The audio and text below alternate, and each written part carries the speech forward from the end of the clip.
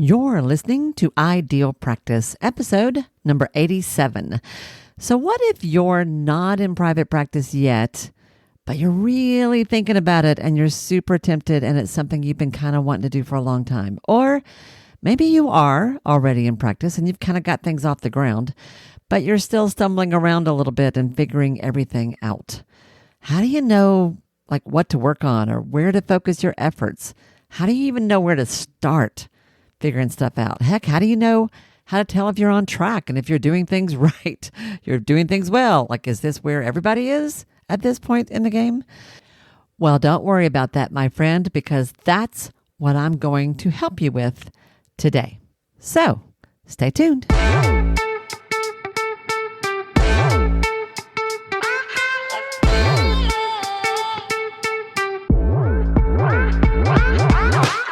Hi, I'm Wendy Pitts-Reeves, and with over 2 decades of experience in the private practice world, I've built my 6-figure business while learning a lot of lessons the hard way. This is the first podcast that shows you how to apply the principles of energy, alignment, and strategy to build a practice that is profit-centered, but people-forward. This is the Ideal Practice Podcast.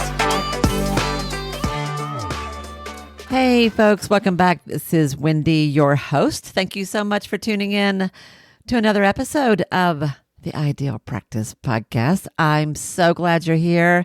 Over the Christmas holidays, in fact, I hope she won't mind if I share this. I got a Voxer message from a member of my Evolve group, one of my students who is in my group mastermind this year. She lives in England, and she sent me a screenshot of her Spotify podcast wrap-up. Do you know what I'm talking about this? If you listen to podcasts on Spotify, it will automatically once a year give you kind of a cool visual, artistic, artsy-fartsy kind of description of what you've been doing and what you're listening to the most and what you're enjoying the most. And she sent me a screenshot of her summary from Spotify that showed that Ideal Practice was her number 1 most listened to podcast.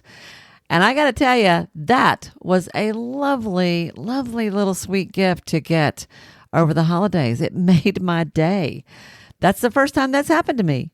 And I would like that to happen some more. That was really, really, really, really great. And it was so kind of Zoe to send that to me and share that, because she didn't have to do that, but it made my day. And I just wanted to thank her for doing that, tell you all about it. So let's talk about where I want to go today. I wanted to do an episode about the startup phase of any private practice. A couple of years ago, I had a new student, a new coaching client who joined me, that she had been invited to join a baby group practice that was just getting off the ground. At that point, she was the 3rd member of that group, the 3rd partner in that particular structure. And the other 2 folks that she was joining had been in practice for a while, understood the basics of business, kind of knew a little bit about what they were doing. But for her, this was a completely brand spanking new idea. I love this story, and I just want to share this with you. She actually had been a teacher. This was a second career for her. She had worked for, I think, decades, like 20 years or so, in the classroom. And I think she probably was really good at what she did, because she is unflappable. It doesn't really matter what kind of things kids throw at her. She can handle it.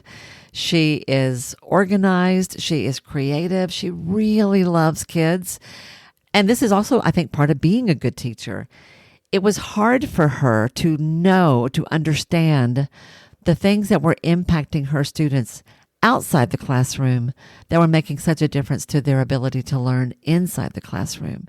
So over time, I don't know all the factors that went into this, but I can only imagine the amount of self-awareness, deep thinking, courage, just sheer courage. She went back to school, y'all, and made a big career change at midlife, got her training finished, went back to grad school again, and shifted her career from being a classroom teacher to being a psychotherapist, a clinical social worker, which is so cool on so many levels. And that passion, that drive that got her through that transition was not nothing. So as a former teacher, she was already an accomplished professional when she came to the private practice world, right? And she was already a clinician. She'd already been working in the field for a little while. But let me tell you, as a therapist in the middle of a midlife career change who now was also starting a business, that was tough. The clinical part wasn't the problem. It was starting a business. She literally had spent a lifetime working for someone else, and now she was working for herself. And she was not only that, but she was in partnership with two people who she saw as being ahead of her. That's not really what it was at all. They just had a little bit more experience with this piece of things. But they were all sort of in a beginner mind at this point. None of them had ever started a group practice before. And in various ways, they were also in transition, right? But it was still really hard. And she often would talk about how stupid she felt. And I don't like that word, but that was her word. She said, I just feel stupid. I feel like I don't understand what we're doing here. I don't understand what we're talking about. I know that there were moments when she had to have felt like maybe she'd made a mistake. Maybe she wasn't supposed to do this. Maybe she should have stayed where she was, because that's what we do, isn't it? When we leave something that is really familiar, we can do it with one hand tied behind our back. We've been doing it so long, we know all the ins and outs, we know the game, we can play it. And then you move into something brand spanking new. That's so uncomfortable. It's interesting. I think this is especially uncomfortable if you are a little older. If you're in your 40s or 50s, actually one of my colleagues in my group practice that I used to run, she did the same thing. She had been on the administrative side, managing insurance and HR stuff in a mental health clinic, a large, major mental health agency. And in her 50s, she went back to school, got her degree, and became a psychotherapist, and eventually joined my practice. I was always so blown away by that kind of transition. Well, if you're used to knowing what you're doing in anything, whether you're in your career one, moving to career two, or you're a clinician, you're a psychotherapist, you're a yoga teacher, you're an energy healer, you're a physical therapist, you're a Reiki practitioner, and you know that stuff inside and out, but you've been working for someone else, and now you're going to work for yourself. Well, that's a whole new ballgame, isn't it, my friend? It's a whole new ballgame. We are all beginners at some point. Like there's always a first time for everything, and it's always a blend of excitement and dread, right? Well, when you start a practice, you're starting a business, you are a beginner all over again. And even if you've been in your field for years, running a practice, running a business is a completely new skill. And you will once again be a beginner. And I'll tell you, unless you were a business major or you have some kind of other business or entrepreneurial background, like it's in your family or you've done things like this in the past, you may actually feel like you have to learn an entirely new language. SEO, launches, list building, irresistible offers, lead magnets, content planning. What the heck is all that? And what does that have to do with me just wanting to help people? And as someone who's been in practice and been in business for a ridiculously long time, I'm going to tell you that beginner part of this never really goes away, because I'm still learning new things all the time. Personally, I wouldn't have it any other way. But I mentioned this to you because I want you to understand that everything you do is practice, right? I used to work with a coach who would say, it's all R&D, people. It's all R&D. It's all research and development, which I loved. I took great comfort in that. A lot of times when people start a practice or start a business, things may be a little rough at first, and it's really, really easy to be tempted to think that you're just not cut out for this whole entrepreneurship thing because there are so many things about it that you don't understand or that make you feel a little squirmy inside or that it looks like everyone around you's got it all figured out, but you don't. And that can wreak havoc with your sense of self, your sense of confidence. And you may think, I'm just not supposed to do this. But y'all, that's not what that means at all. It just means you have new things to learn.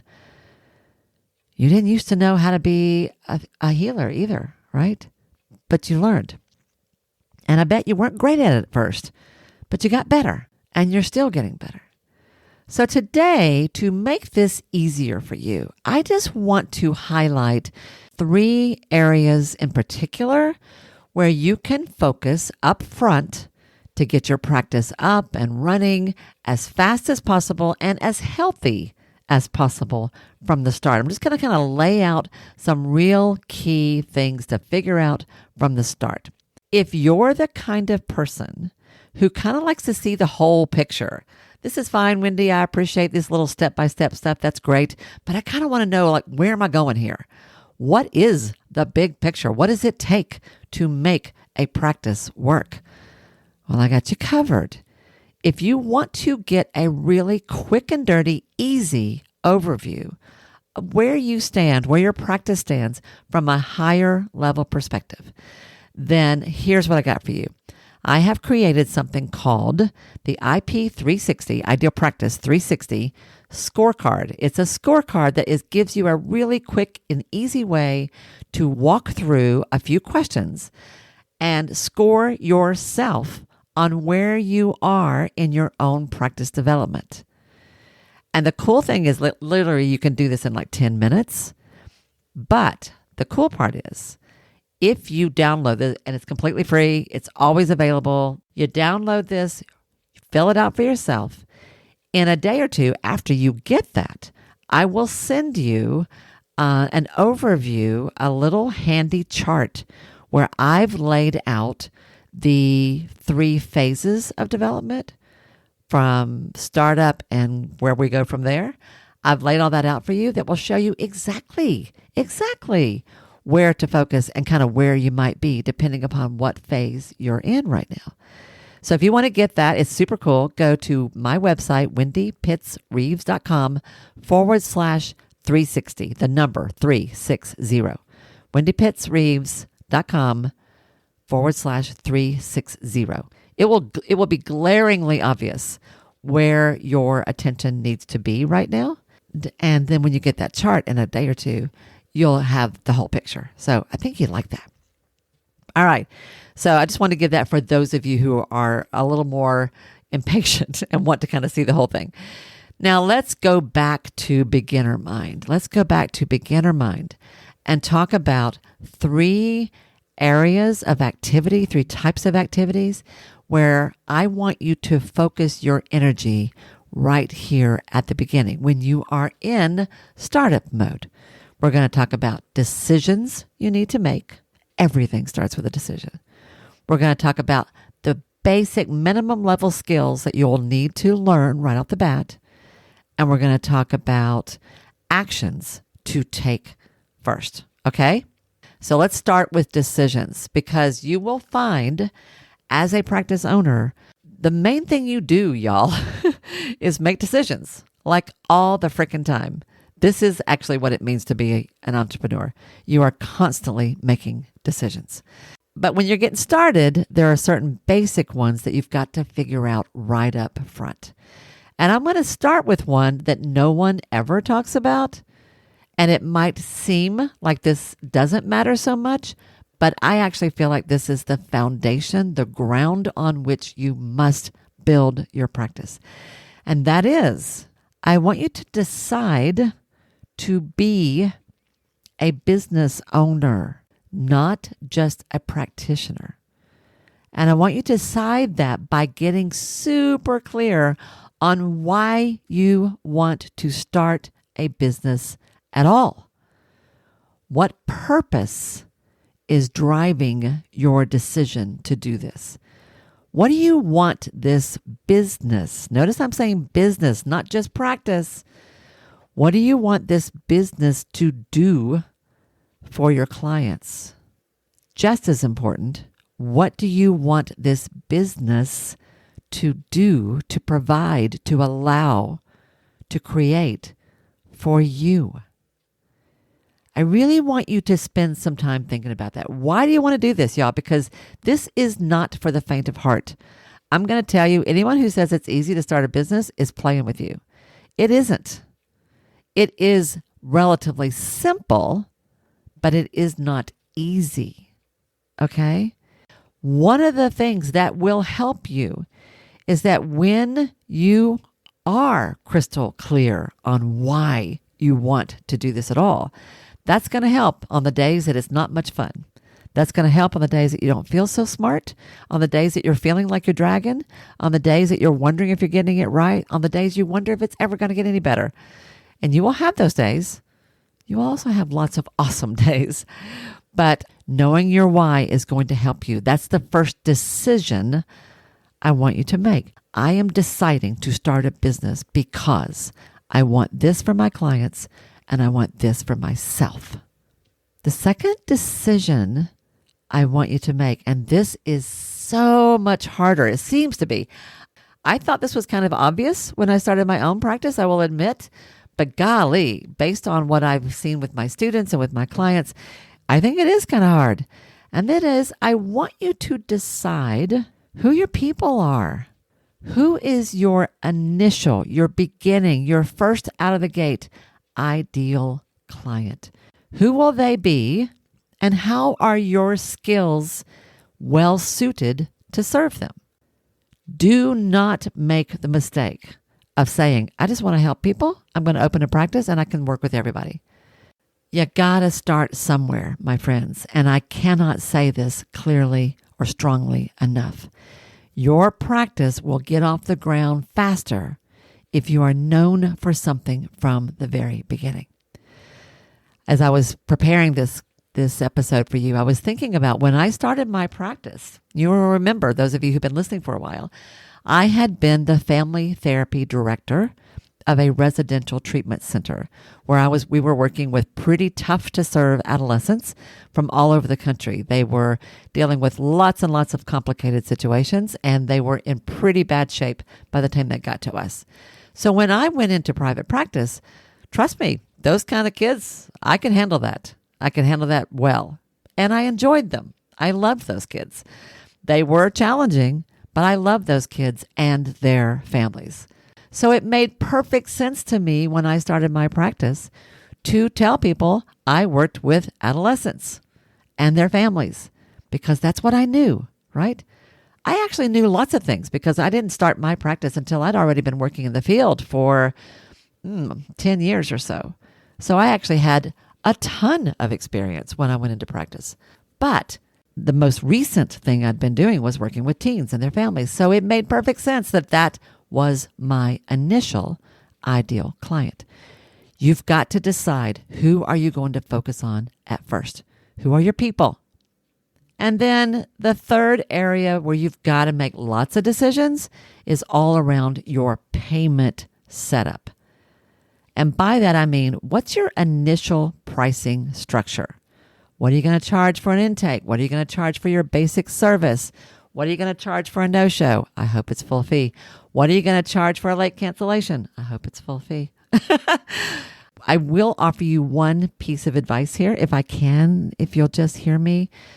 Don't offer a sliding scale in the beginning. You will be tempted because you will feel, many of you will feel, this sort of eagerness and a sense of desperation. I just need to get people in the door. And in the beginning, I'm like almost everyone struggles with just the whole concept of getting paid at all. And there's lots and lots and lots and lots of mindset and energy work to be done around that. You will be tempted to ease your own discomfort by offering a sliding scale from the start. I encourage you not to do that. I would say to people, no, I'm not really doing that right now. I may add that later, but for now, I'm not able to offer that. I'm so sorry. You also have to decide if you're a psychotherapist or you are in some area of healthcare that is covered by a third-party reimbursement structure by insurance. You have to decide, are you going to accept insurance or not? And if so, which ones? I'm going to tell you right now, you don't have to. This is not necessary. You totally can begin a practice from the very start and never take a drop of insurance. It's also fine if you want to. There's lots of things, lots of factors go into that decision. There's not a right or wrong way. There is the ideal way for you. And there is not I'm always going to do it this way. There is the ideal way for now for you. And you might want to decide right off the bat if you want to offer some kind of payment plan for people. There's lots of ways to think about that as well, too. That's a way of coping with folks when their investment with you is significant. Offering a payment plan that has a structure to it is one way you can kind of help with that. So this is the first area of activity you got to sort out. Those are decisions you've got to make. And once you've decided, you've decided. Write it, put it in writing somewhere. Share it with an accountability partner. Shoot me an email and tell me what you've decided, because something about saying it out loud in writing to yourself or to someone else will make it more real. Figure that stuff out, okay? All right. The second area of activity where you will need to focus are certain skills that you need to learn. So there are decisions you got to make first, and then once you've decided, then you got to go out and learn how to do a few things, okay? And I'm going to hit the hardest one right off the bat. And that is, don't groan, don't roll your eyes at me. That is, believe it or not, sales and marketing. Oh, Wendy, I don't want to talk about that. Oh my gosh, this is why I don't want to start a practice. Well, before you have a little miniature freak out, which I do not judge because I've had lots of those myself, I want to say all I'm talking about here is a very basic entry-level, beginner's mind type of sales and marketing. And the reason why you have to have this, y'all, is because you're starting a business. Remember that decision you made? If you're starting a business means you sell something. You sell something. You sell a product, you sell a service, you get paid. That's what a business is.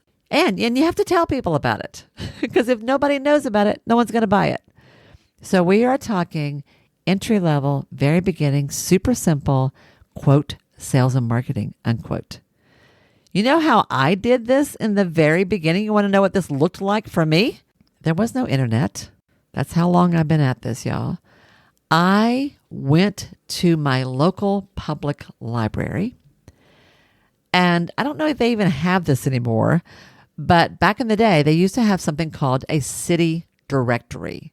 A city directory was literally a book, a printed book that was like 6 inches thick. I mean, a massive volume that had a listing of essentially everyone. I honestly don't remember at this point if you had like public citizens, like just everyday people, or if it was businesses. What I remember is businesses.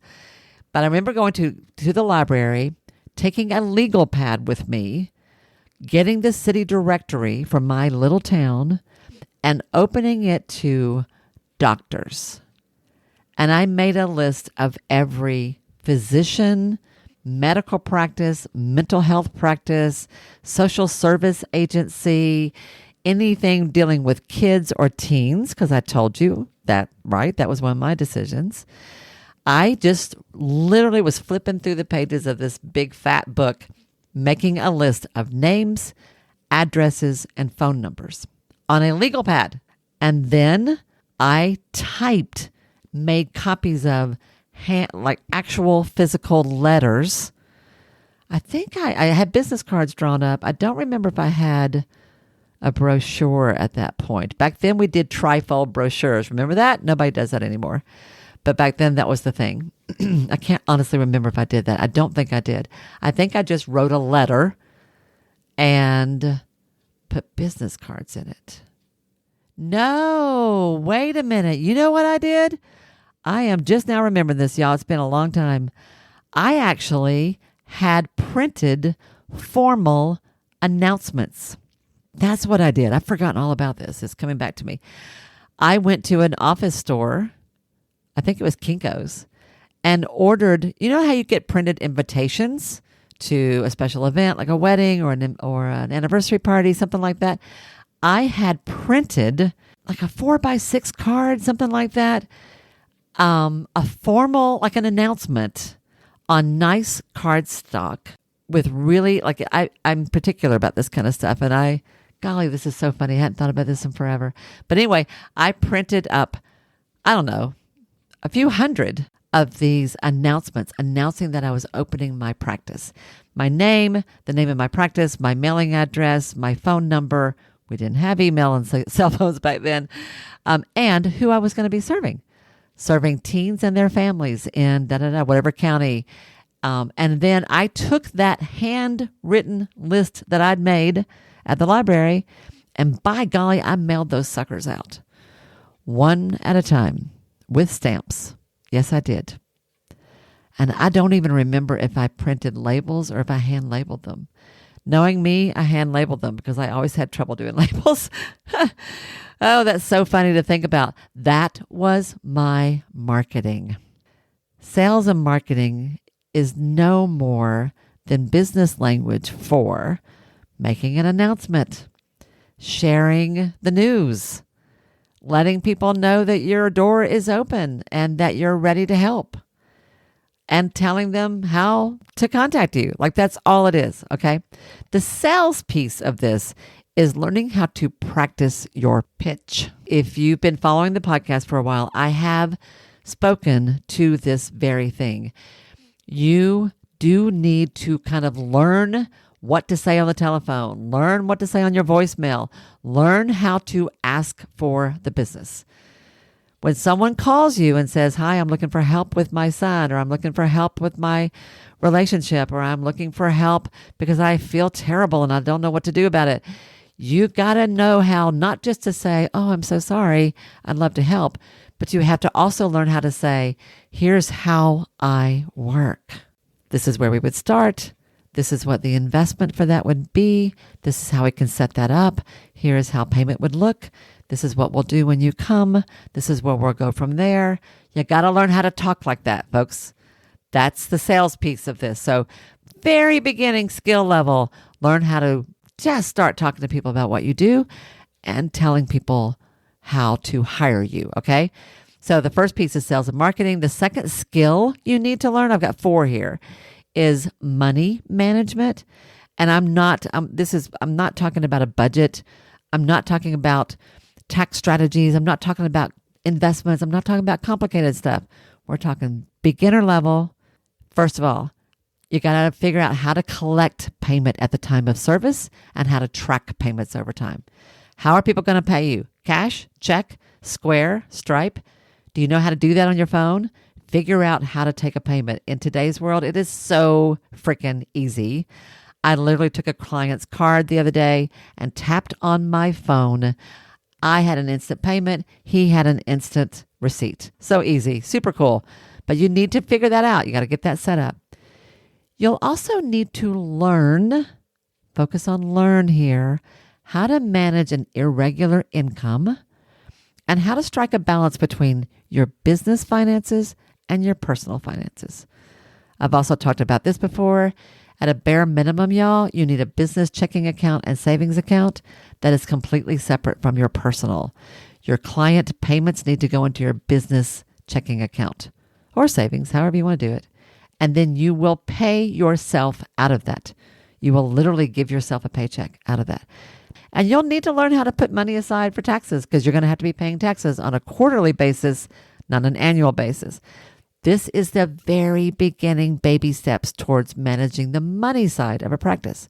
Okay, so we've talked about sales and marketing, very beginner level. Talked about money management, just a few things right off the bat you got to have figured out and you got to learn. The third skill area that takes practice, y'all, remember everything is practice, is learning how to be a leader of yourself. I think this is one of the trickier things about running a business. When you work for somebody else, in fact, that the client, the student I was telling you about at the beginning, who had so much trouble at first and felt so, like a fish out of water when she started her practice, I had to tell her, I had to say, be kind to yourself. You've always worked for someone else who set the structure for you, who set the boundaries for you. When you work for somebody else, they tell you when to show up. They tell you what time you have to do things. They tell you when the meetings are. They tell you when you're going to get paid. They tell you all those things are figured out for you. When you have your own business, you got to figure all that out. You have to learn how to set boundaries around your time, set boundaries around how you get paid and how you manage your money. You have to learn and develop your self-discipline muscles. You have to create your own structure. And whether you honor and respect that structure, nobody cares but you. Nobody else cares if you show up for work or not. Let's say you're in the very beginning and you don't have that many clients yet because you're in startup mode, but you tell yourself you're going to be at work from 9 to 4, 3 days a week. Are you at your desk at 9 o'clock, whether you've got a client or not? And are you working on your practice?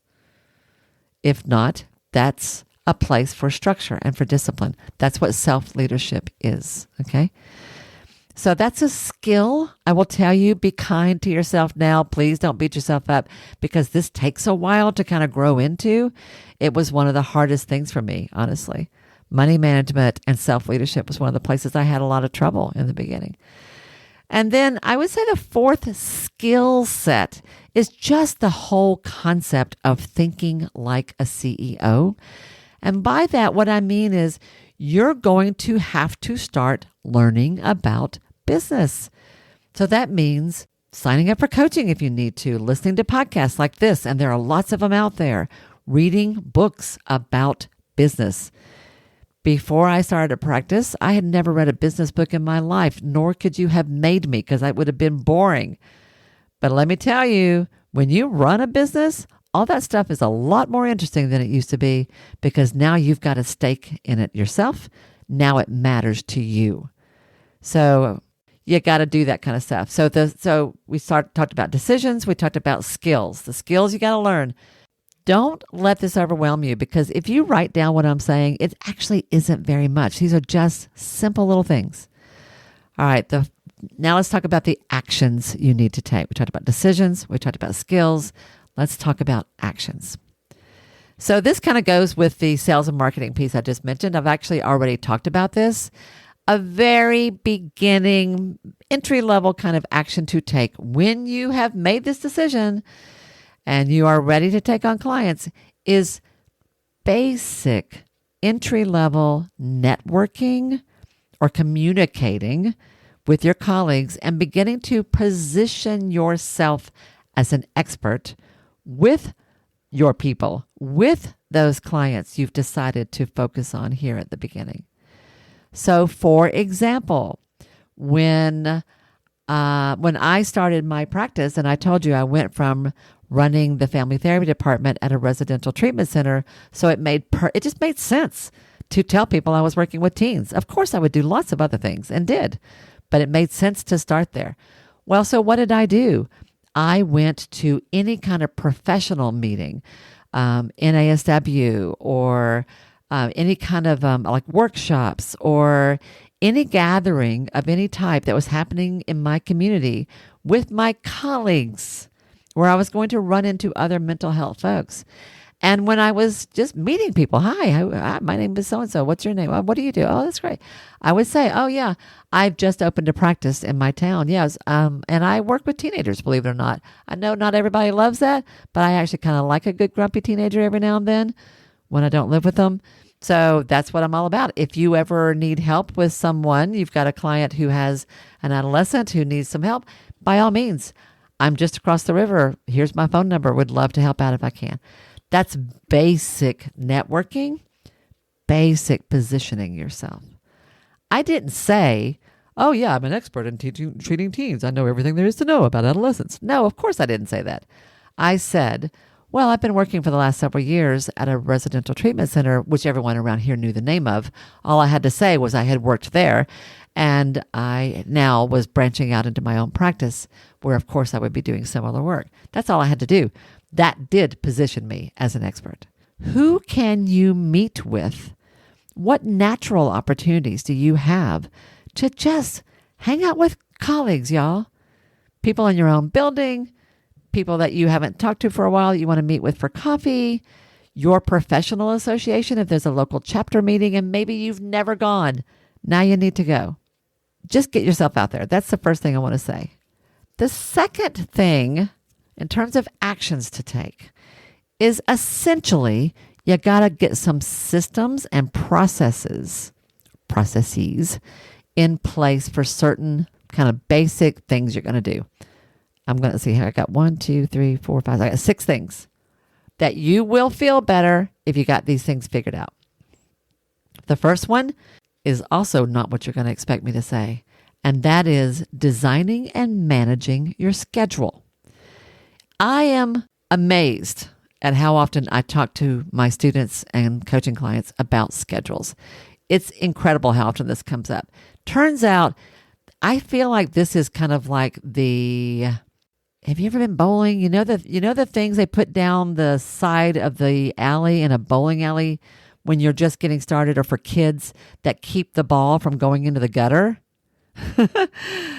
I could use that, actually. I'm a really bad bowler, but I digress. They will put these guide rails of sorts down the gutters that keep the ball on the alley and keep it from falling into the gutter. Your schedule is that for your practice.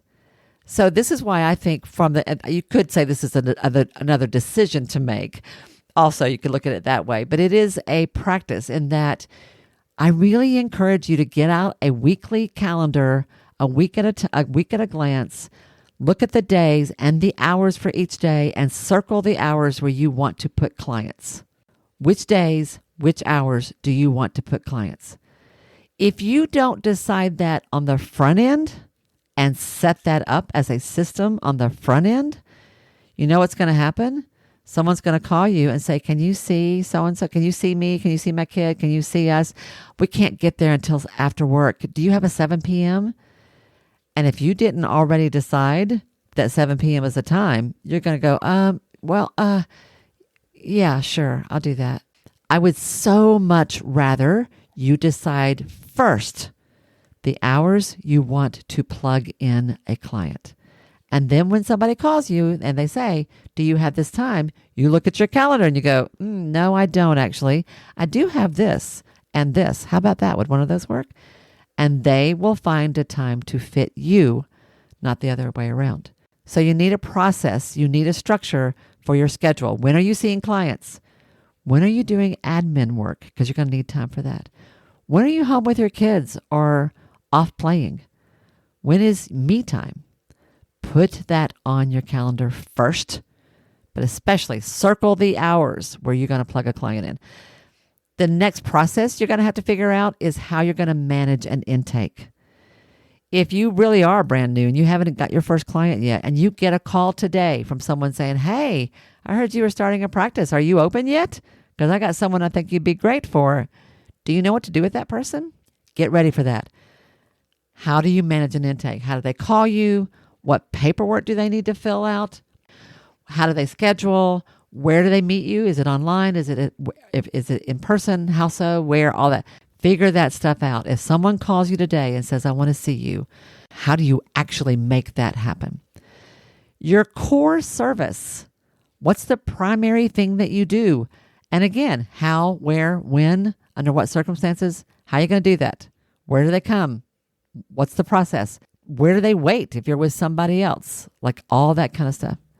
So designing your schedule, managing an intake, developing your core service, your number one thing you do, collecting and processing payment. So I talked earlier about that was a decision you need to make. I also said it was a skill you have to learn. Well, here's the action to take. You've got to set this stuff up. Go open the bank account. Go set up Square on your phone if that's what you're going to use. And practice it. Practice it with your own debit card or credit card or your spouse's or something. Like practice it with somebody, but get that system set up and learn how to take payments. So a lot of this, do you see how this flows? You make the decision. There's a skill here you have to learn, and there's an obvious action to take that ties all that together. It's not that much, y'all, just to get this off the ground, but these are the biggies. So start with all that. I will add one little caveat for some of you. This is specifically for those of you who are in the mental health world or who are in traditional mainstream medicine. I don't know that this applies for everybody, but it certainly does for psychotherapists. You will also need to have a plan, a system in place for emergencies, for how you want to manage emergencies, and for how you want to manage absences. And what I mean by that is, how will you handle after-hours calls? If you are working with a population where emergencies are likely to happen, how are you going to handle that? Can they call you? Can they text you? Are you just going to have them call 911? How you want to set that up? That is something you got to think through. And do you have a backup? Like if you're going to be on vacation or you're going to be out for a few days, do you need to have someone who takes call for you? Not everybody has to worry about that. And I actually don't really have to think about that so much anymore in my practice. But for many years, I had 2 or 3 specific colleagues and they had me, where if somebody was going to be out for a while, I would say, can you cover for me? And I would change my greeting on my phone to say, I'm out of the office for this until this date. While I'm gone, so-and-so is covering for me. If you need some help, here's how to reach her. So that is also something you might need to figure out depending upon what you do. So that's it. Let me just sort of pull all this together for you so that if it sounds like a lot, you will hear that it is not. You have to decide why you want to do this to begin with, so it will carry you through the hard days.